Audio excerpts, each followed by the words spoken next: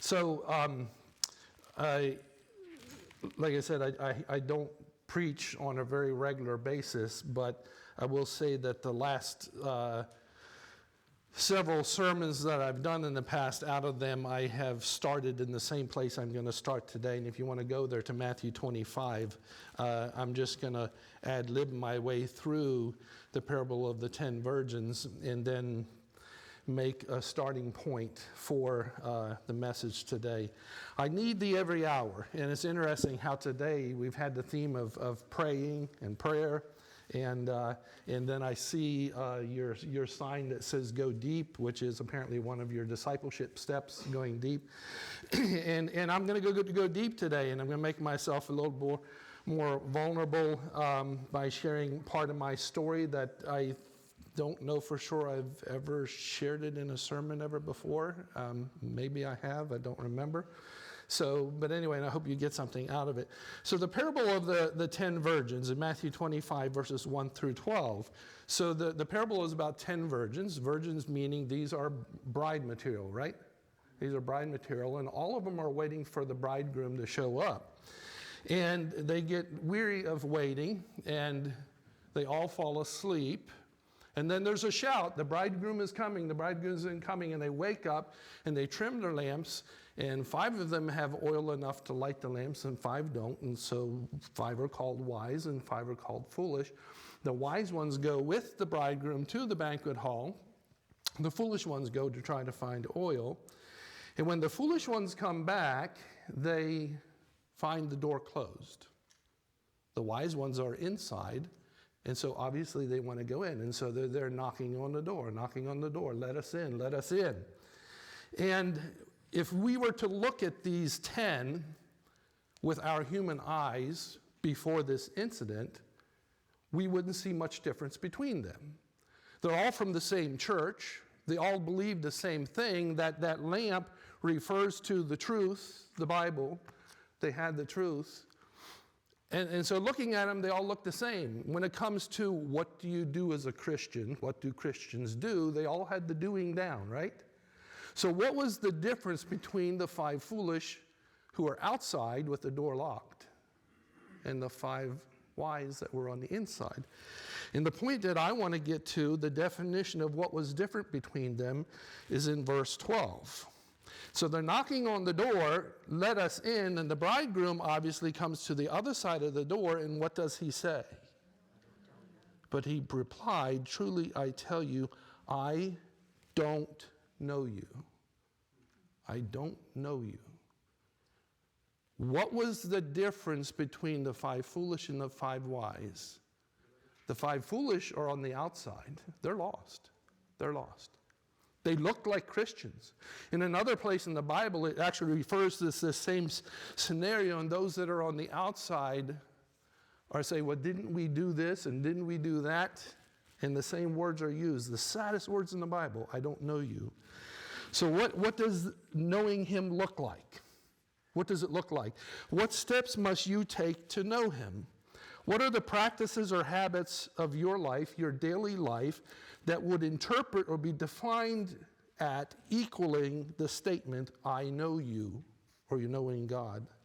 And today, as I go through my sermon, I may not totally define for you, and it's not my purpose here today to define for you what are the steps you must do every day, the check-off list, to bring you to the point of qualifying for the I know you part.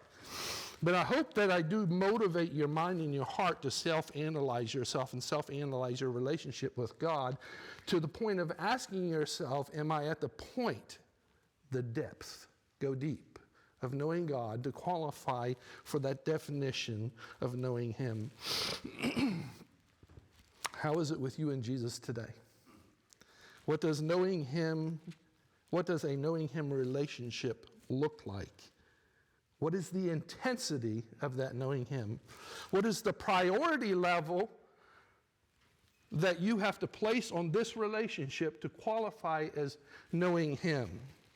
To what depth does that take? What priority does this relationship take to you from the moment you wake up in the morning till you go to sleep at night to qualify for the definition of knowing him? We're going to go deep with one Bible text. If you want to turn there to Matthew 10, verse 37.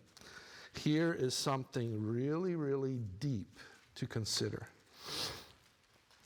How deep, how intense, how purposeful must I pursue this relationship with Jesus to qualify for the definition so that the statement will be made, I know you. Matthew 10:37.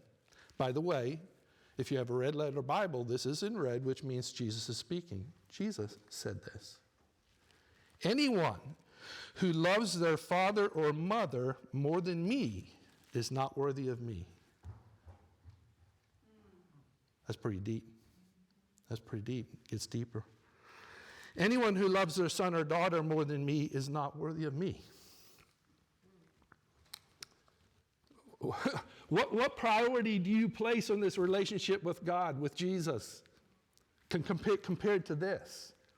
Because I now have a 2-year-old granddaughter, Paisley.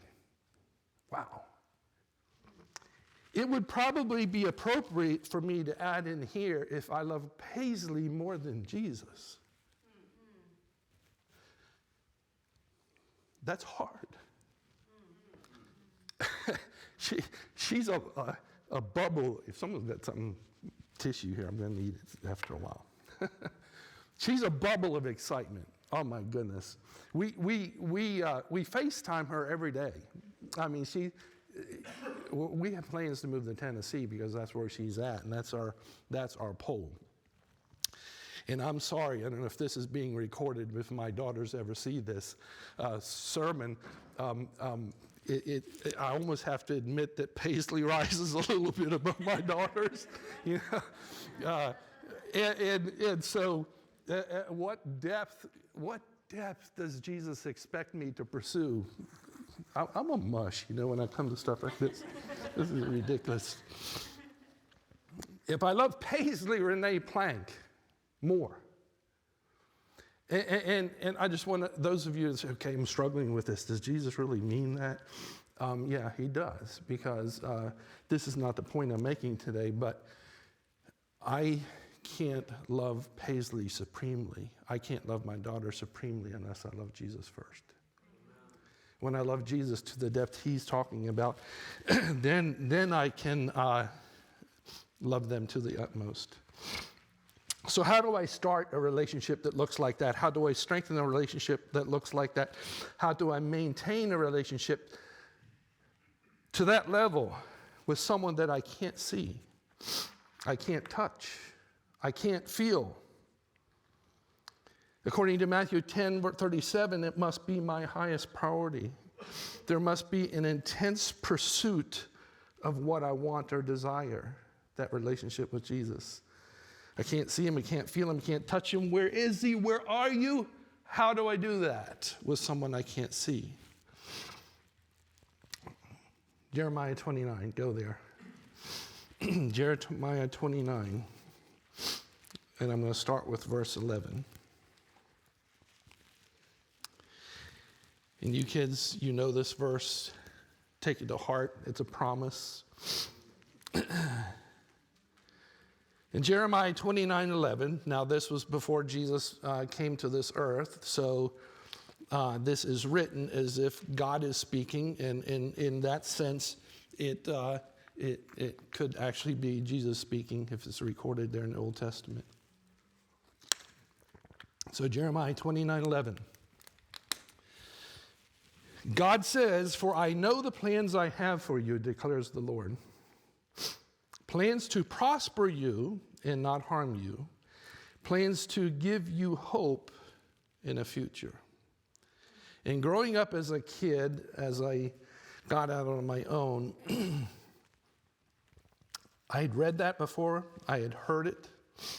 I believed it then and I believe it now that God has a plan. He has a plan. And his plan is a good plan. His plan is a perfect plan. I might have messed it up a few times, but he has a plan. And so, as an adult especially, it's easy for me to admit that I don't always know what are the best steps with the situation that's before me. I don't always know what's the best thing for today when I get up in the morning. And I'm convinced that he does.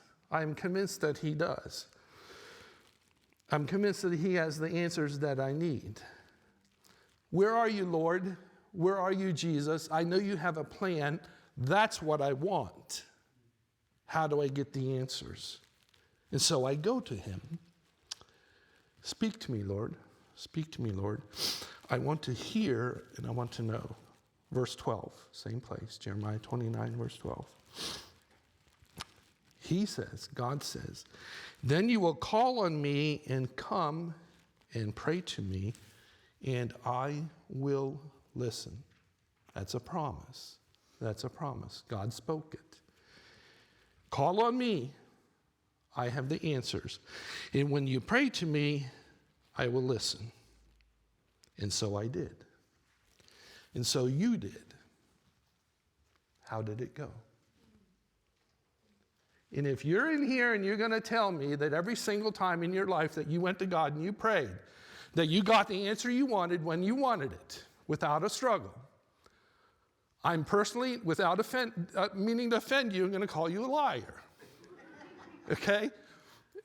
Either that or I'm very unique.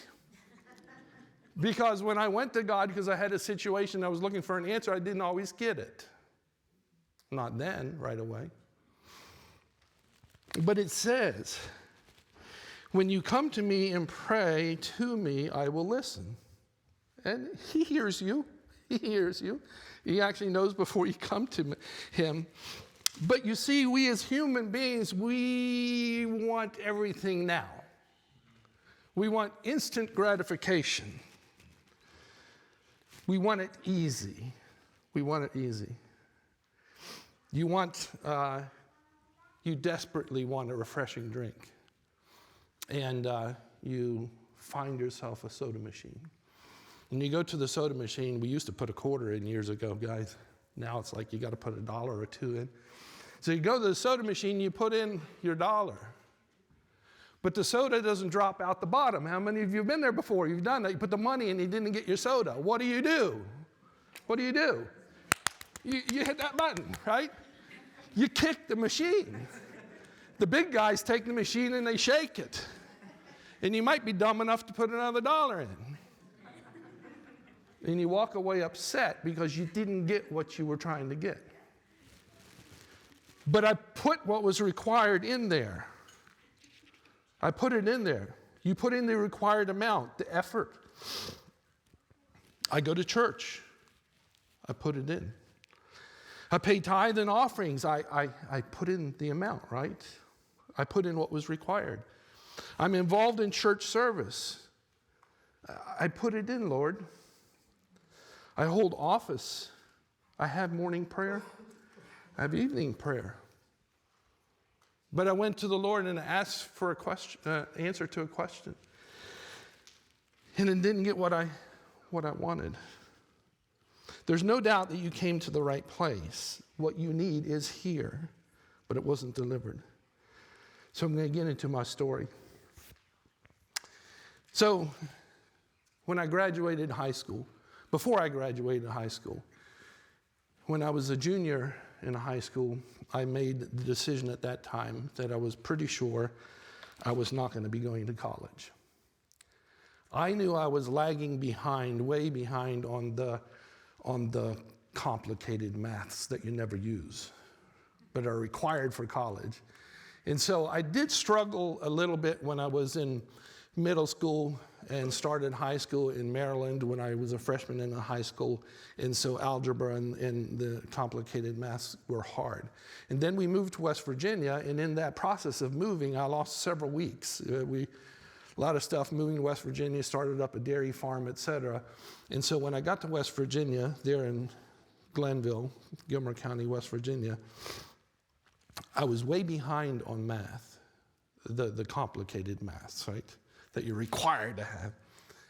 And I knew it was a struggle of mine. And the teacher stuck me in the back of the classroom with the other ones that were struggling and paid attention to the smart ones in the front of the class. And I think the passing grade was given to me because I didn't understand.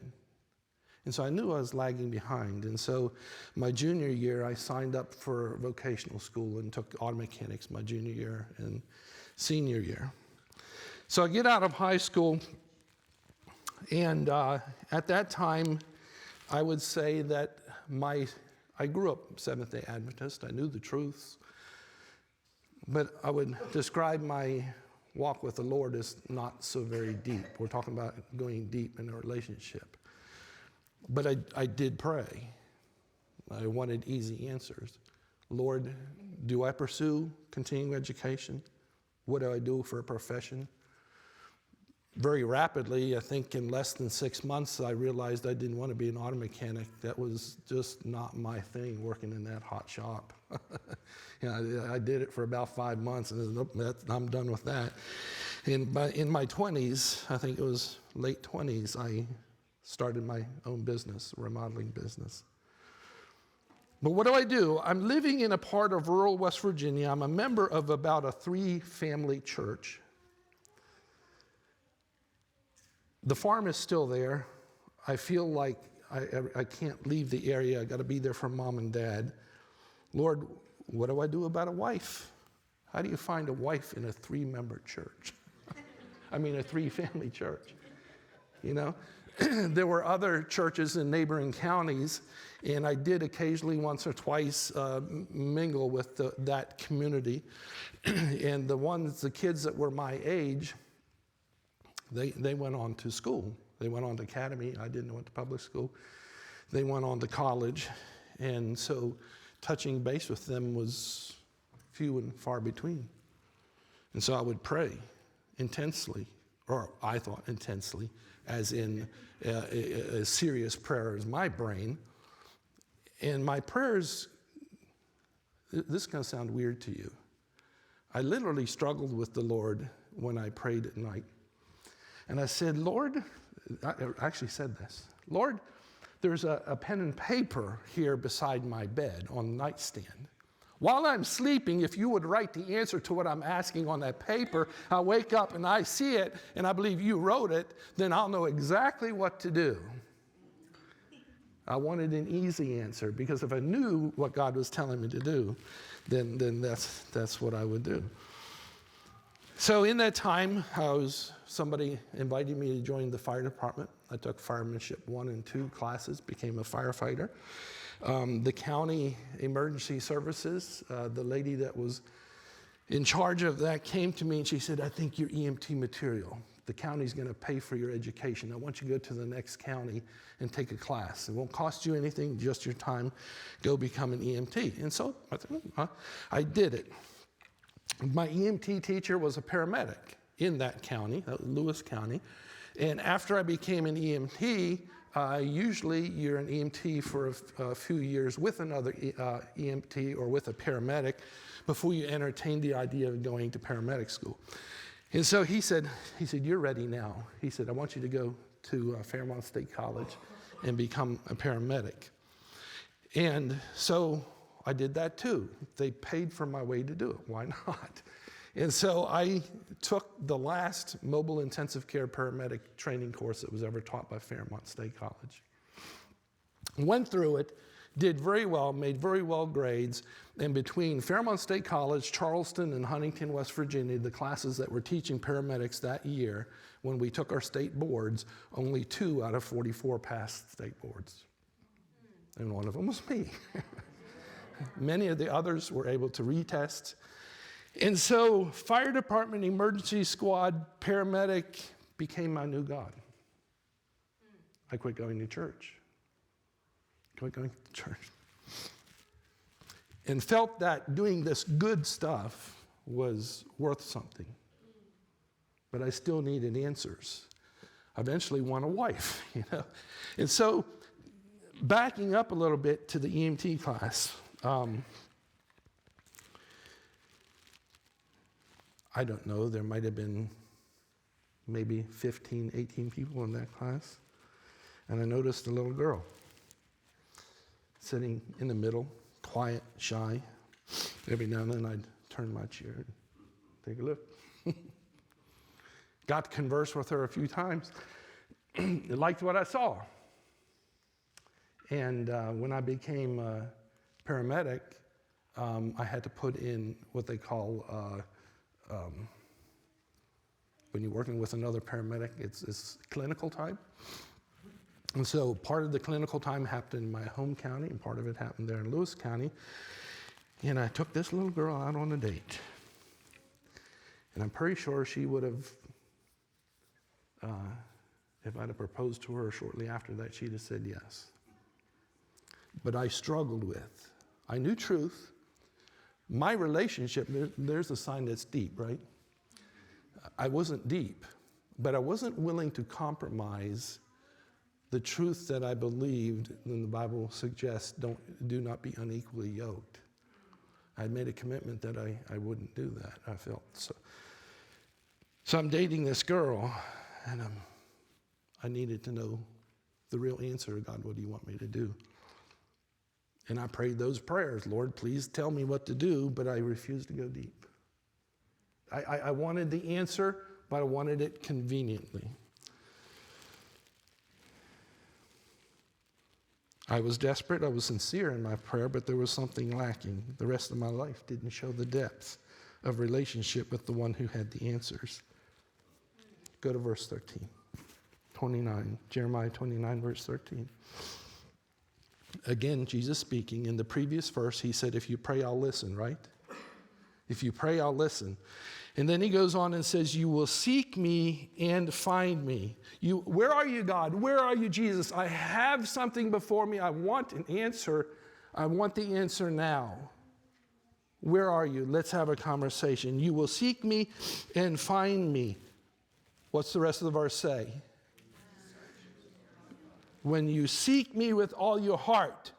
Which leads me to say this, that not all who request an answer from God receive an answer. Why?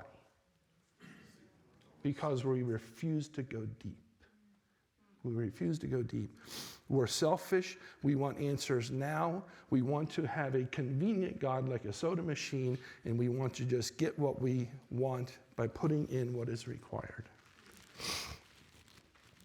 See, as a Christian, I could claim the many things, the many to-dos that will qualify me as a Christian. I could claim the ingredients that make me look like a Christian. I had the ingredients, I thought.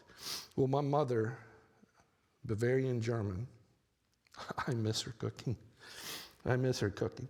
And her recipes were not written down in a book.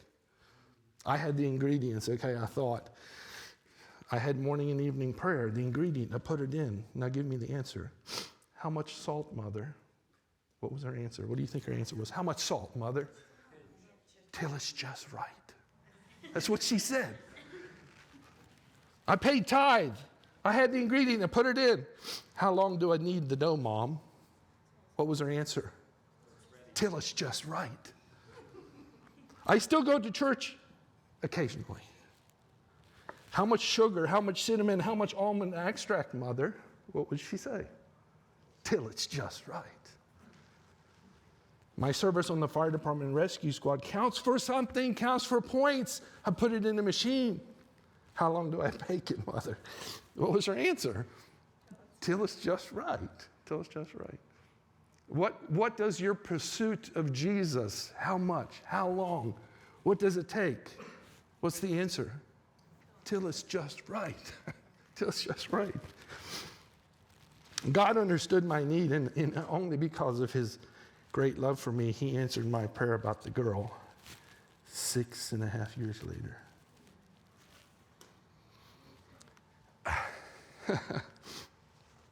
6.5 years later.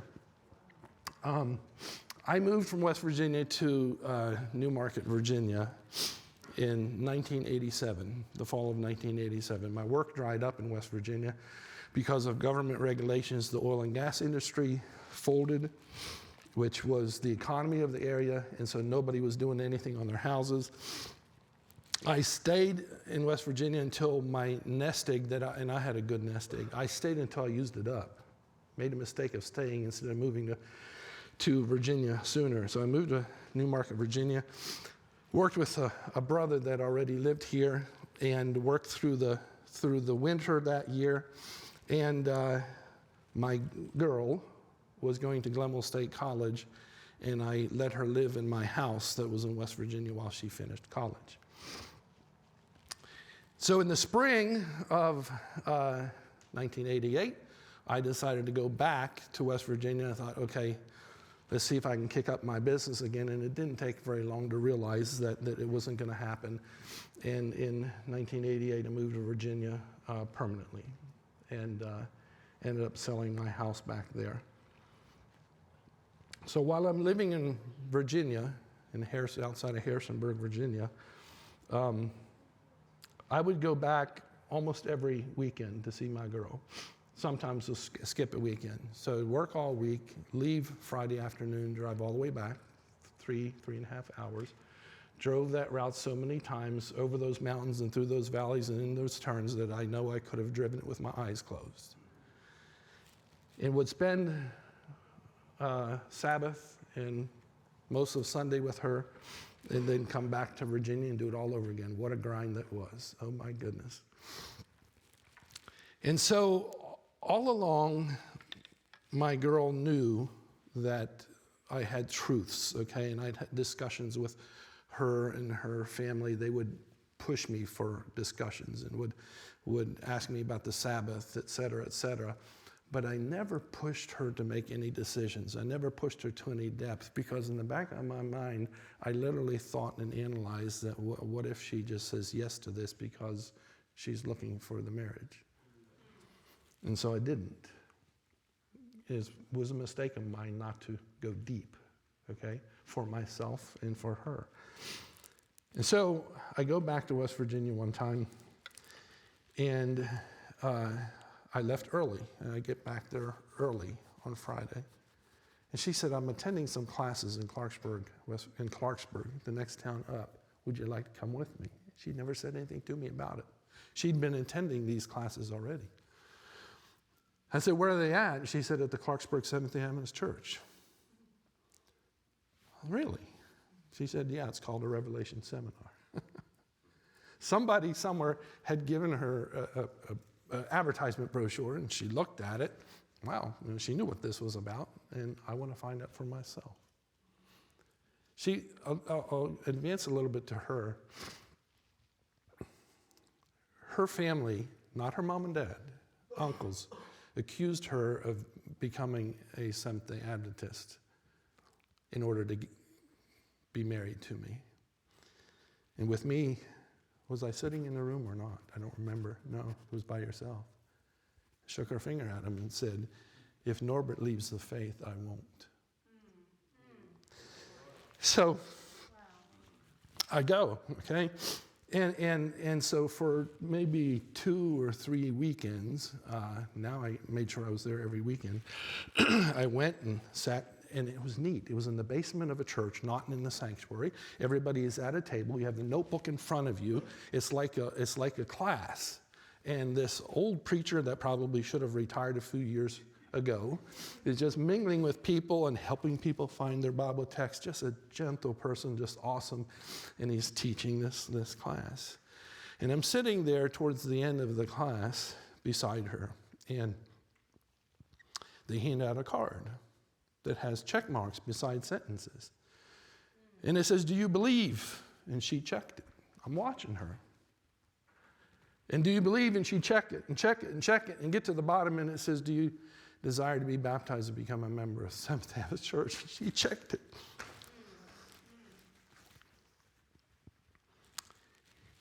And I'm in turmoil. I'll tell you why. My insides are grinding. I had been baptized as a really young kid. And all along I knew that I didn't know what it was about. I did it because it was tradition. And many, many times in my childhood, I had attended a Revelation seminar, an evangelistic series, camp meeting, speaker, or whatever, where there was a call made for baptism and rebaptism, and every single time the Holy Spirit was telling me to go up. And I resisted. I knew that. So we leave the church there, Clarksburg, West Virginia, and start driving back to Jane Lou. And coming out of town to the interstate overpass where we need to get on Interstate 79 and go south. I'm fighting. I'm sorry, I'm a mush. I drove across the interstate. I didn't take the exit. And she looked at me and she said, "What are you doing?" I said, "I'm going to go back to the church." We get back to the church and it's dark. And the pastor is there with his key in the door. He's the last one there. He just locked the door. And I walk up to him with my girl. And he said, "Oh, did you forget something?" I said, "Pastor, we need to talk." He was so cool, he just turned the key and opened it back up, and walked back in and turned on the light. And he said, "What do we got to talk about?" And I shared what I just shared with you. I said, "I need to be rebaptized." That year, 1989, May 20th, on my birthday, we were both baptized. Amen. In July 9, we got married. Amen. Drove her mother nuts. "You mean July 9 the next year?" And Kendra said, "No, in a month and a half, we're getting married." Wow. And I can't help and think that if I had been deep, like that sign says, I would have gotten married to her maybe years before, and we probably would have had a dozen more kids.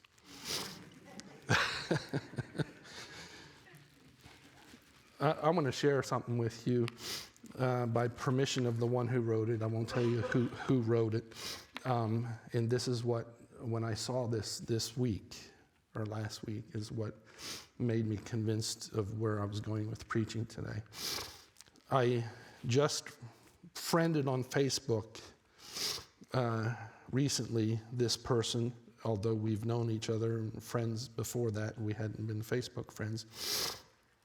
And I went backwards in some of her posts and found this. And I want to share it with you exactly the way she wrote it. And this is her perspective of connecting with God in worship. What does it look like to go deep? Confession, she says. "I realize I expect a lot out of my worship. I want to walk away feeling power and presence. It's an expectation I've wrestled with. No relationship ever leaves you with intense feelings after every visit. Some days you just show up. And yeah, sometimes that's all I do. God, I don't know how to be here today, but I am. But these desires have also pushed me to approach this space all the more differently. I'm growing and learning. I cannot say I've come here to this moment with any absolute truth, but I can say this. When you push and sit and still and stay until God shows up, He often does. Today I flipped through the Bible. Today I flipped and felt nothing. Today I prayed. God, I don't know why, but I have this intense need for your power. Today I flipped some more and felt overwhelmed. Confession number 2. Sitting down with this book can be highly intimidating to me. No mind of higher knowledge has churned and gifted me with a little devotional package of spiritual blessings. It's just me and Him. In this mind of mine, I need the Him that fit me today, the part of His story that knew me today. God, please show up. I doubted we could do it. I struggled. I kept flipping. Why do we expect a relationship with God to be easy, and then when it isn't, sit disillusioned? I've grown up with this book. Well, let's be honest, I'm a pastor's kid. We had rows in every type and style and version one could find. Just pray, they'd say. Always do it first thing in the morning, they'd say. It will change your life, they'd say. And yet at 36, I still find myself so often disillusioned. But here I stop this train. Let's go in another direction. The times God has not shown up, I believe it was because I wasn't really sure I wanted him to. He won't shove himself in. When he comes in at my request, it's deep, heart work. I don't know about you, but I don't want anyone, just breezing into that level of me. Today, he, with all the manners of the kindest of gentlemen, stood and waited until I was really ready to bring him into the spaces where power actually comes from. God will show up. He will come with power, but he will not burn you with it. He waited until I was willing to give up, bring in, set aside, be humbled, and open enough to receive what it is I was desiring. He waited for me to show up. This power is like nothing else. I hope you get some for yourself. Get it today, get it tomorrow. It's always there. Are you? Wow. You will seek me and find me when you seek me with all of your heart. How is it with you and Jesus today? The Bible says, Jesus speaking, it is written, man shall not live by bread alone, but by every word that comes from the mouth of God. Make sure that you're sitting down with him becomes more than just a request for something you think you need now. This Bible is one lengthy text message to you. Relevant to you today, make sure this becomes your number one device. I spent 6.5 years dating my girl, and I learned everything I learned about her except for the things I didn't learn until we were married. And then I learned those things too. Today I didn't define for you all the ingredients that are necessary to have this deep relationship with him, but I hope that you're motivated to think and self-analyze your relationship with him and say, what does it take to go deep, like your sign says? It's time to start dating and loving the one that you're married to, and his name is Jesus. I have intimate moments with my wife. We deal with life's problems together. We share deep things. We listen to each other, and when she is speaking, I mostly need to be quiet. And maybe we need to treat Jesus the same way. We hurt together, we rejoice together, we seldom get away from each other. That's marriage. That's marriage. Are you married to Jesus, or are you just visiting him occasionally? Thank you.